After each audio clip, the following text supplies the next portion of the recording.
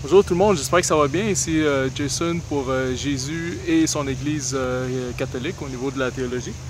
Donc je ne sais pas si vous avez déjà entendu parler peut-être du terme, souvent vous me demandez « Ah, l'Église, est-ce que ça a toujours été un? Est-ce que c'était plusieurs Églises? » Justement, je vais vous montrer le terme « katholos » qui est dit aussi dans la Bible « katholèse ».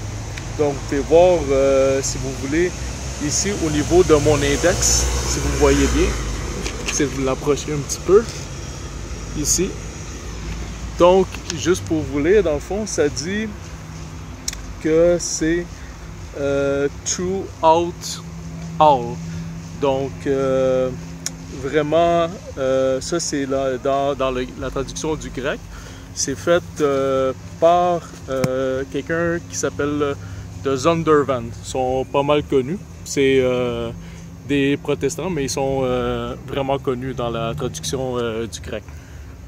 Puis une chose des fois qui est importante de faire attention justement, c'est que dans la King James Version, donc si vous voyez ici la King James Version, eux ce qu'ils vont dire, c'est qu'au lieu de dire que c'était une église vraiment comme universelle où il y avait beaucoup de...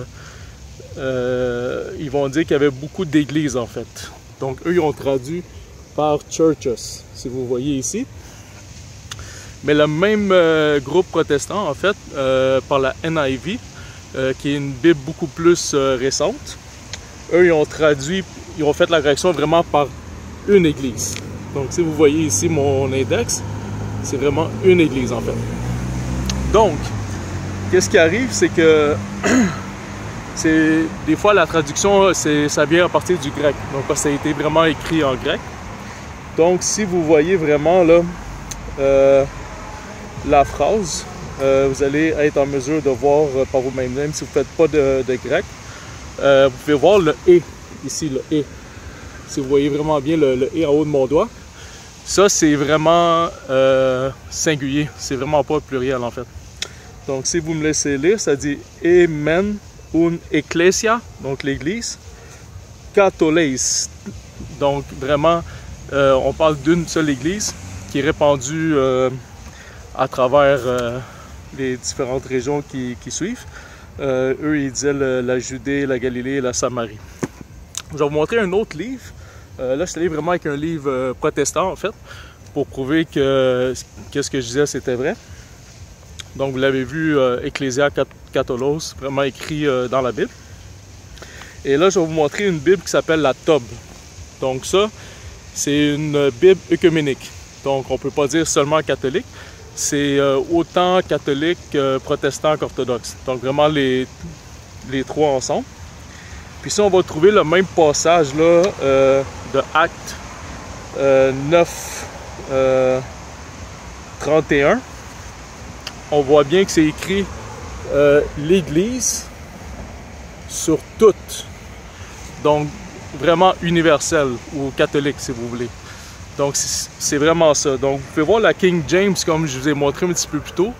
Eux ils disaient plusieurs églises, mais c'était une traduction qu'eux ils ont choisi de faire. Tandis que le NIV qui est beaucoup plus récent, eux ils ont décidé de vraiment écrire l'église au lieu de plusieurs églises. Puis la traduction œcuménique, la Tob, dit aussi une église.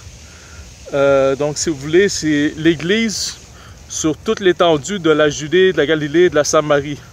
Donc, vous voyez, c'était vraiment une seule église.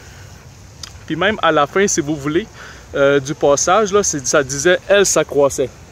Donc, vous voyez, c'est un « elle » vraiment singulier. Là, c'est sûr, peut-être vous voyez en envers qu'est-ce qui est écrit. Je vais essayer de vous l'écrire à l'écran. Ça va être plus facile à lire. Puis si vous ne parlez pas le grec, vous dites, OK, mais c'est quoi katholos?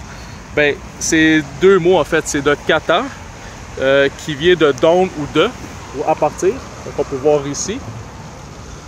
Et donc, ah oui, si vous n'avez pas vu, là, regardez où est-ce qu'il y a mon index. Donc vraiment ici.